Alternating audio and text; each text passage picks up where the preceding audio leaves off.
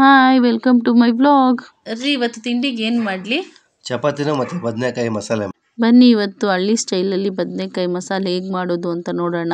ಮೊದಲಿಗೆ ಬದನೆಕಾಯಿನ 4 ಹೋಳು ಮಾಡಿಕೊಂಡು ಉಪ್ಪು ಹಾಕ್ಬಿಟ್ಟು ನೀರಲ್ಲಿ ಒಂದು ಸೈಡ್ಗೆ ಎತ್ತಿಟ್ಕೊಳ್ಳಿ. ಇವಾಗ ಒಂದು ಬಾಣಲಿ ಇಟ್ಟು ಅದಕ್ಕೆ ಬಿಳಿ ಎಳ್ಳು ಹಾಕ್ಬಿಟ್ಟು ಹುರ್ಕೊಳ್ಬೇಕು.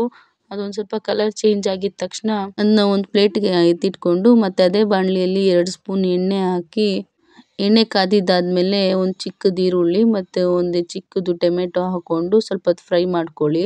ನೋಡಿ ಈರುಳ್ಳಿನೂ ಮತ್ತೆ ಟೊಮೆಟೊ ಸ್ವಲ್ಪ ಸಾಫ್ಟ್ ಆಗುತ್ತೆ. ಇವಾಗ ಅದಕ್ಕೆ ಸ್ವಲ್ಪ ಕೊಬ್ಬರಿ ಹಾಕೊಳ್ಬೇಕು. ನಾನು ಇಲ್ಲಿ ಹಸಿ ಕೊಬ್ಬರಿ ತಗೊಂಡಿದ್ದೀನಿ, ನಿಮ್ಗೆ ಬೇಕಿದ್ರೆ ಒಣ ಕೊಬ್ಬರಿ ಕೂಡ ಹಾಕೊಳ್ಬೋದು. ಇದನ್ನು ಸ್ವಲ್ಪ ಲೋ ಫ್ಲೇಮಲ್ಲಿ ಹುರ್ಕೊಳ್ಬೇಕು.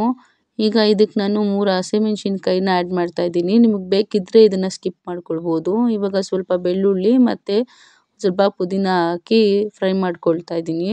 ಈಗ ನೋಡಿ ಶುಂಠಿ ಆ್ಯಡ್ ಮಾಡಿಕೊಂಡು ಇದನ್ನು ಫ್ರೈ ಮಾಡ್ಕೊಳ್ಬೇಕು.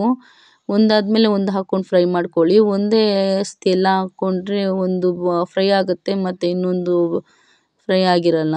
ಅದಕ್ಕೆ ಕೊತ್ತಂಬರಿ ಸೊಪ್ಪು ಹಾಕ್ಬಿಟ್ಟು ಗ್ಯಾಸ್ ಆಫ್ ಮಾಡಿ. ಅದು ಸ್ವಲ್ಪ ಆರಿದಾದ್ಮೇಲೆ ಮಿಕ್ಸಿ ಜಾರ್ಗೆ ಟ್ರಾನ್ಸ್ಫರ್ ಮಾಡ್ಕೊಳ್ಳಿ.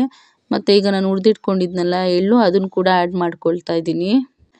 ಎಳ್ಳು ಹಾಕ್ಕೊಂಡ್ರೆ ನಿಮಗೆ ಅದು ಟೇಸ್ಟ್ ಬದನೆಕಾಯಿ ಮಸಾಲ ಅದು ತುಂಬ ಚೆನ್ನಾಗಿ ಬರುತ್ತೆ. ಇವಾಗ ಇದಕ್ಕೆ 1 ಸ್ಪೂನ್ ಖಾರ ಪುಡಿ ಮತ್ತು ಒಂದು 3 ಸ್ಪೂನ್ ಧನಿಯಾ ಪುಡಿ ಹಾಕ್ಕೊಳ್ತಾ ಇದ್ದೀನಿ.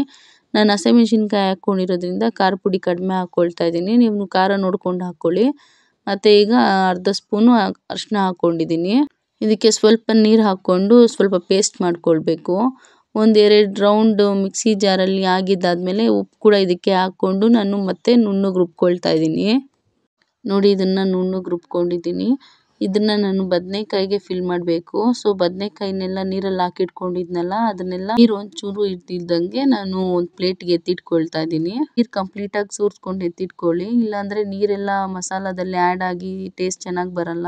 ಸೊ ನೋಡಿ ಪ್ಲೇಟಲ್ಲಿ ಎತ್ತಿಟ್ಕೊಂಡು ಮಸಾಲ ಎಲ್ಲ ಫಿಲ್ ಮಾಡ್ಕೊಳ್ಬೇಕು.